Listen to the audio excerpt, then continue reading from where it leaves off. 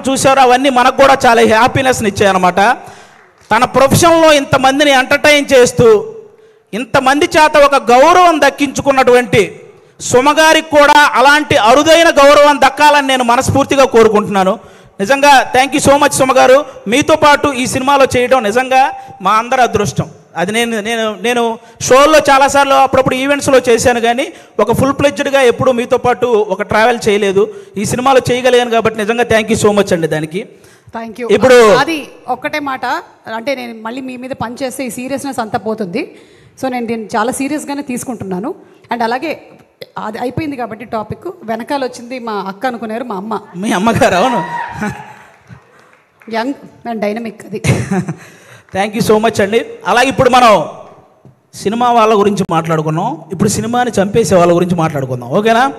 బేసిక్గా సినిమా ఇండస్ట్రీలో ఉన్న పెద్ద పెద్ద వాళ్ళందరికీ ఒకే ఒక్క ఇదండి, ఎవరైతే సినిమా ఇండస్ట్రీలో రైటర్స్ ఉంటారో వాళ్ళని మాత్రం ఇంకొంచెం కేరింగ్గా ఇంకొంచెం వాల్యూ ఇవ్వాలని వాళ్ళకి నేను మనస్ఫూర్తిగా కోరుకుంటున్నాను. ఎందుకంటే రైటర్ అంటే వాడు ఇచ్చింది తీసుకుంటూ చెప్పింది రాసుకుంటూ వెళ్ళిపోతాడనే ఒక చిన్న ఆలోచన నుంచి రైటర్ అనేవాడు ఒక్కసారి నాకు ఎందుకులే అనుకుంటే ఇండస్ట్రీలో ఎవ్వరికీ పని ఉండదు అనే ఒక పెద్ద ఆలోచన చేయాలని నేను మనస్ఫూర్తిగా కోరుకుంటున్నాను. ఎందుకంటే సినిమా ఇండస్ట్రీకి రైటర్ అనేవాడే ఒక హార్ట్ లాంటి వాడు. గుండె కొట్టుకోకపోతే ప్రాణం పోద్ది, అలాగే రైటర్ అనేవాడు పెన్ను పట్టుకోకపోతే ఖచ్చితంగా సినిమా పోద్ది. అందుకే రైటర్లందరినీ ఒక్కసారి సినిమా ఇండస్ట్రీలో ఉన్న రైటర్లందరినీ గ్యాదర్ చేసి వాళ్ళ కష్టసుఖాలు తెలుసుకొని వాళ్ళకు ఒక నూతన ఉత్సాహాన్ని ఇస్తే ఆటోమేటిక్గా మంచి సినిమాలు వస్తూ ఉంటాయి. ఎందుకంటే 1000 కోట్లకు సంబంధించిన వారణాసి లాంటి ప్రాజెక్ట్ రాయగలిగిన రైటర్లు కూడా మన దగ్గర ఉన్నారు, కానీ కనీసం వాళ్ళ అమ్మకి 1000 రూపాయల మందులు కొనుక్కునే స్థితి కూడా లేక వాళ్ళ టాలెంట్ అలాగే వెనకపడిపోతూ ఉంది. అలా రైటర్స్ అందరినీ ఒక్కసారి గ్యాదర్ చేసి వాళ్ళకు ఒక నూతన ఉత్సాహం ఇవ్వాలని సినిమా ఇండస్ట్రీ పెద్దవాళ్ళందరికీ నేను ఒకసారి మనస్ఫూర్తిగా కోరుకుంటున్నాను. అలాగే మీరందరూ గమనిస్తే ఆల్మోస్ట్ సంవత్సరానికి 150-200 సినిమాలు రిలీజ్ అయితే పట్టుమని 10 సినిమాలు కూడా ఆడట్లేదు సినిమా ఇండస్ట్రీలో. అంటే సినిమాలేమో ఆకాశంలో చుక్కల్లాగా లెక్క పెట్టలేనని వస్తున్నాయి, హిట్లు మాత్రం మన చేతికున్న వేలలాగా లెక్కబట్టగలిగే అన్ని కూడా రావట్లేదు. అంటే దానికి అంటే ఏదైతే ఎంత కష్టం వచ్చినా నిలబడ్డ ఆ 4 ప్రొడ్యూసర్లు వాళ్ళ సంగతి పక్కన పెడితే ఎంతమంది ప్రొడ్యూసర్లు ఇలా వచ్చి మళ్ళీ అలా ఊరెళ్ళిపోతున్నారో మీకు తెలియదు. అంటే కొన్ని 100 కోట్ల నష్టం అవి భరించలేక మళ్ళీ తెచ్చుకున్న పరువును కాపాడు కోసం ఆ ఇస్త్రీ చొక్కాలు వేసుకొని ఈఎంఐలు కడుతూ ఉన్న ప్రొడ్యూసర్లు ఇంకా చాలామంది ఉన్నారు. అంటే దేనికంటే ఇదంతా ప్రతి ఒక్కరు ఏదో ఒక సలహా ఇచ్చేయడమే. మలయాళంలో మంజుమాల బాయ్స్ అని ఒక సినిమా చూసి అలాంటి సినిమా మన వాళ్ళు ఎందుకంటే తీరండి అని, పోనీ అలాంటి సినిమా మన వాళ్ళు తీస్తే అందులో ఐటమ్ సాంగ్ పెట్టలేదని ఏడుస్తారు.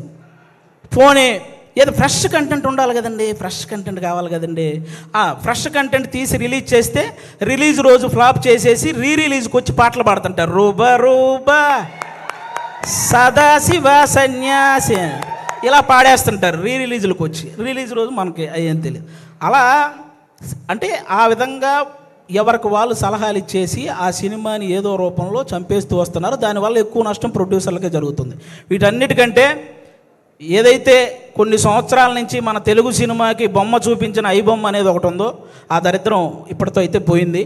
కానీ దానికంటే పెద్ద దరిద్రం ఏముందంటే సోషల్ మీడియాలో వచ్చే నెగిటివిటీ. అంటే లెజెండరీ యాక్టర్స్ దగ్గర నుంచి ఇప్పుడిప్పుడే ఎదుగుదామని వస్తున్న ప్రతి యాక్టర్ మీద కూడా సోషల్ మీడియాలో విపరీతమైన నెగిటివిటీ. అది కొంతమందికి ఇప్పుడు నాలాంటి వాడు మీరు చేశారనుకో నాకు పెద్ద బాధ ఏమి ఉండదు, నేను మా ఇంట్లో అమ్మా నాన్నలకు నేను చెప్పుకోగలను, అవేం పర్లేదు నేను చూసుకుంటాను. కానీ కొంతమంది అందరికీ అలా ఉండదు. కొంతమంది వాళ్ళ పేరెంట్స్ సెన్సిటివ్ అయి ఉండొచ్చు, ఆ పర్టికులర్ యాక్టర్ సెన్సిటివ్ అయి ఉండొచ్చు. అలా ట్రోల్ చేయడం వల్ల వాళ్ళు మనస్తాపానికి గురైపోయి ఖచ్చితంగా వాళ్ళు చేసే ప్రాజెక్టుల విషయంలో కానీ వాళ్ళు చేసే పనుల విషయంలో కానీ వెనకపడుతూ ఉంటారు. అది మీరు గమనించాలి. నేను ఓన్లీ ఏదో చిన్న చిన్న వాళ్ళ గురించి చెప్పట్లేదు, మన తెలుగు సినిమాని ఆల్మోస్ట్ మన దేశాన్ని తలెత్తుకునేలా చేసిన రాజమౌళి గారు అంటోళ్ళే ఒక పోస్టర్ వదిలితే దాని మీద ట్రోల్ చేసి ఆయన్ను కూడా తలదించుకునేలా చేస్తున్నాం. అరే ఒక అనుకున్న ఈవెంట్లో అనుకున్న టైం ప్రకారం ఒక గ్లిమ్స్ ప్లే అవ్వలేదని ఎమోషనల్ అయ్యాడు. అంటే ఆయనకు ఆ సినిమా పట్ల ఉన్న హార్డ్ వర్క్ గురించి, ఆయనకు ఆ సినిమా పట్ల ఉన్న డెడికేషన్ గురించి మనం హ్యాట్స్ ఆఫ్ చెప్పాల్సింది పోయి అందులో కూడా ఏవో కారణాలు వెతుక్కొని ఎలాగోలాగో ట్రోల్ చేయాలి. అక్కడ తప్పు జరగలేదు అసలు. ఆయన బేసిక్గా నాకు రామాయణం మహాభారతం అంటే చాలా ఇష్టం అని చెప్పిన వ్యక్తి. అలాంటి వ్యక్తి ఎవరైనా రాముడి గురించి నాకు తీసే అవకాశం వచ్చిందని చెప్పిన వ్యక్తి ఆయన ఆ రోజు హనుమంతుడి మీద అలిగాడే కానీ అవమానించలేదు. ఇది ఒక్కటి అందరూ గుర్తుపెట్టుకోవాలని నేను మనస్ఫూర్తిగా కోరుకుంటాను. ఒకరు కాదు, సినిమా కోసం ఎన్టీఆర్ గారు సన్నబడితే ఆయన మీద ట్రోలింగ్, మన బాలకృష్ణ గారు మాట్లాడితే ట్రోలింగ్, అల్లు అర్జున్ గారు నవ్వితే ట్రోలింగ్, సాయి ధర్మ తేజ్ గారు యాక్సిడెంట్ అయ్యి ఆయనకు మాట్లాడడానికి ఇబ్బందిగా ఉంటే దాని మీద కూడా ట్రోలింగ్. అరే మనం బయట దేశాలకు వెళ్తే జస్ట్ మనం బాహుబలి అంటే కానీ ఓ మీరు ఇండియనా అనే పరిస్థితి ఉండదు. అలాంటి ప్రభాస్ గారి లుక్స్ మీద ట్రోలింగ్, రామ్ చరణ్ గారి చికిరి చికిరి అనే సాంగ్ పక్క దేశాల వాళ్ళు కూడా రీల్ చేస్తున్నారు. అలాంటి ఆ స్టెప్పుల మీద ఇక్కడ ట్రోలింగ్. ఒకరు కాదు, విజయ్ దేవరకొండ గారి మీద మన ఇండస్ట్రీ వాళ్ళే ట్రోలింగ్. అంటే ఒక వ్యక్తి ఇంకా అంతకు మించి ట్రోలింగ్, అంత మానసికంగా ఒక వ్యక్తిని కుంగదేయాల్సిన పనే ఉంది. ఇప్పుడు బాహుబలి, RRR, పుష్ప ఎలాగో ఒక వర్గానికి అర్జున్ రెడ్డి లాంటి సినిమా కూడా అలాగే. అతనికి బౌన్స్ బ్యాక్ అయ్యే టైం కూడా ఇవ్వకుండా అతని మీద అంత ట్రోల్ చేస్తూ ఉంటే అతను ఎంత ఇబ్బంది పడతాడో ఆలోచించాలి. ఒక శ్రీలీల అని ఒక తెలుగు అమ్మాయి ఇక్కడి నుంచి బాలీవుడ్, తమిళనాడు ఇలా వెళ్ళి అన్ని ఇండస్ట్రీల్లో వర్క్ చేస్తుంటే ఆ అమ్మాయి డ్యాన్స్ చేస్తుంది కానీ యాక్టింగ్ పెద్ద. ఇప్పుడు భగవంత్ కేసరి అనే సినిమా నేషనల్ అవార్డు దృష్టికి వెళ్ళిందంటే బాలకృష్ణ గారి పర్ఫార్మెన్సు, అలాగే అనిల్ రావుపూడి గారి కథతో పాటు శ్రీలీల గారి పర్ఫార్మెన్స్ కూడా వన్ ఆఫ్ ద రీజన్ కదా. అలాంటి అమ్మాయిని అంత బ్లేమ్ చేయడం ఏంటి? ఒకటిగా మెగాస్టార్ చిరంజీవి గారి మీద డీప్ ఫేక్ AI వీడియోలు చేశారబ్బా, ఇంతకంటే దరిద్రం ఏమైనా ఉంటుందా? నాకు తెలిసి ఆయన రికార్డులు కొట్టిన పోస్టర్లు గోడల మీద పడేటప్పుడు ఆ ట్రోలింగ్ చేసినోడు వాళ్ళ అమ్మ కడుపులో కూడా పడి ఉండడు. అలాంటి వ్యక్తులు వాళ్ళు. ఆయన 3 దశాబ్దాలు 1వ నంబర్ పొజిషన్లో ఉన్నప్పుడు వీడికి అసలు ఒకటంటే ఇలా ఉంటుందని కూడా తెలియదు. మన తుఫాన్ వచ్చిన ఆయన సినిమాల కోసం మనం పరిగెత్తుకుంటూ వెళ్తున్నప్పుడు వాడికి నడవటం కూడా వచ్చి ఉండదు. అలాంటి వాడు వచ్చి మెగాస్టార్ చిరంజీవి గారి మీద ట్రోల్స్. అరే మెగాస్టార్ చిరంజీవి గారు ఒక స్టేట్కో ఒక క్యాస్ట్కో సంబంధించిన వ్యక్తి కాదు, ఒక దేశం గర్వించదగ్గ వ్యక్తి మెగాస్టార్ చిరంజీవి గారు. అలాంటి వ్యక్తి మీద ట్రోలింగ్.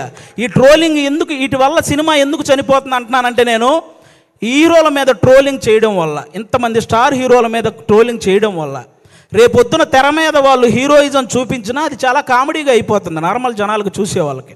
అందుకే ఆ హీరోయిజం ఫెయిల్ అవుతుంది కాబట్టే సినిమాలు ఫెయిల్ అవుతున్నాయి.